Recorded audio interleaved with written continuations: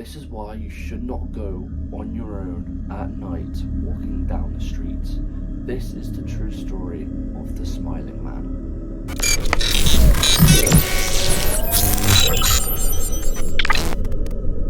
About 5 years ago, this guy lived in downtown in a major US city. He had always been a night person, but his roommate had always gone to sleep, so he was bored. His roommate was asleep, he didn't know what to do, so he always went out and took time to think and go for a nice walk. He spent 4 years like that, walking alone at night. He had always been a night person, so it was a quiet night, there was no traffic, so he decided to go outside and just walk and just think about things in his head. It was a Wednesday, somewhere between 1 and 2 in the morning, and he was walking near a police patrolled park quite a ways from his apartment. It was a quiet night, even for a weekend, with very little traffic and almost no one on foot. The park, most nights, were completely empty. He turned down a short side street in order to loop back to his apartment when he noticed this guy. At the far end of the street on his side was a silhouette of a man dancing. It was a strange dance, similar to like a waltz, but he finished each box with an odd forward stride. He was like dance walking, if you would say.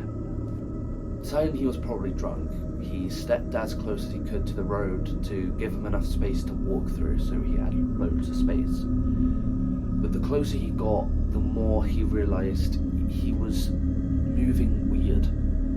He was very tall and lanky, he wore an old suit, he danced closer to the guy until he could make out his eyes and his face. And his eyes were open wide and wild, head tilted back slightly, looking off like at the sky, like in this sort of way.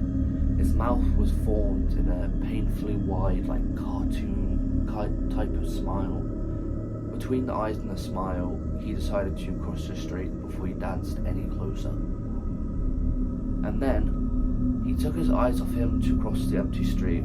As he reached the other side, he glanced back and then stopped dead in his tracks.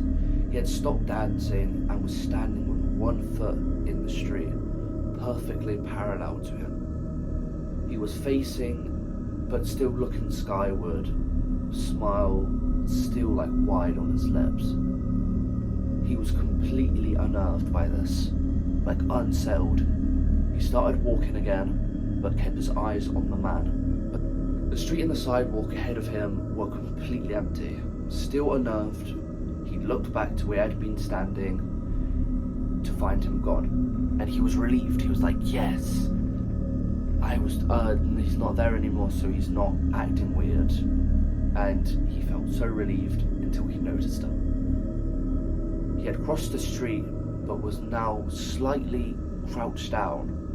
He couldn't tell for sure if the guy was moving slightly facing towards him. He had looked from him for no more than 10 seconds, so it's clear that he had moved fast.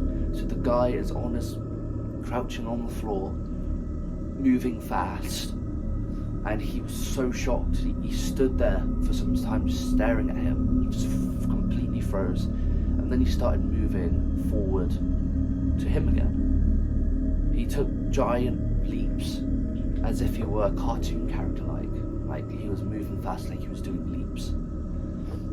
He didn't even move. He was too scared, he was too frightened. He just stayed there, stood still, didn't move at all. He didn't even have any pepper spray on him, he didn't have anything on him to arm himself. But he just stood there, completely frozen. But then this guy just stopped again, about a car length from him, to the guy he was following. Don't know if he's following or he's just drunk or whatever, but he was still smiling his smile, still looking to the sky. When then, the guy finally found his voice and blurted out the first thing that came to his mind, and he meant to ask, "What do you want?"